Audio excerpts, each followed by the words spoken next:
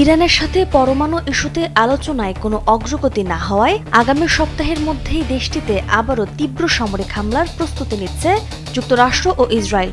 সামরিক অবকাঠামোতে ভয়াবহ বোমা হামলা, পারস্য উপসাগরের কৌশলগত খারক তেল দ্বীপ দখল এবং কমান্ডো পাঠিয়ে ইরানের সমৃদ্ধকৃত ইউরেনিয়াম জব্দ করার মতো ছক আঁকা হচ্ছে।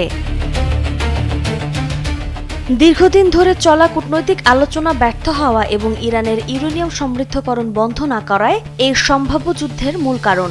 মার্কিন কর্মকর্তাদের মতে, আলোচনার মাধ্যমে কোনো সমাধান আসবে না এটি স্পষ্ট হওয়ার পরে ইসরায়েল যুদ্ধকে নিকটবর্তী ধরে নিয়ে প্রস্তুতি শুরু করেছে। স্যান্ডেলিনা সো, রূপচর্চায় আভিজাত্য।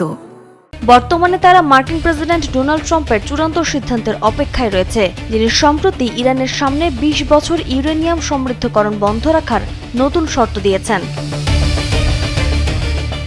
এই পরিকল্পনা বাস্তবায়িত হলে মধ্যপ্রাচ্য সহ বিশ্ব রাজনৈতিক ও অর্থনীতিতে তীব্র অস্থিরতা তৈরি হবে।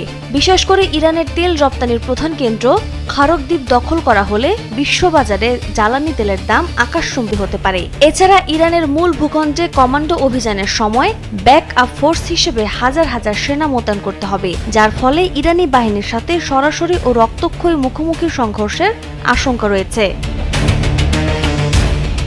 মার্কিন ও ইসরায়েলি কর্মকর্তাদের মতে, ইউরেনিয়াম জব্দ করার এই অভিযানটি অত্যন্ত ঝুঁকিপূর্ণ হবে এবং এতে উভয় পক্ষেরই ব্যাপক হতাহতের আশঙ্কা রয়েছে। বিশ্ব নেতাদের সমস্ত কূটনৈতিক প্রচেষ্টা ব্যর্থতার দ্বারপ্রান্তে দাঁড়িয়ে আগামী ২৪ ঘণ্টায় ট্রাম্পের সিদ্ধান্তের ওপর নির্ভর করছে মধ্যপ্রাচ্যের ভবিষ্যৎ। এক অনাকাঙ্ক্ষিত যুদ্ধের মেঘ ঘনীভূত হচ্ছে, যা পুরো অঞ্চলকে এক দীর্ঘস্থায়ী ও ভয়াবহ সংকটের দিকে ঠেলে দিতে পারে। নাজমুন হারুসবা, কালবেলা।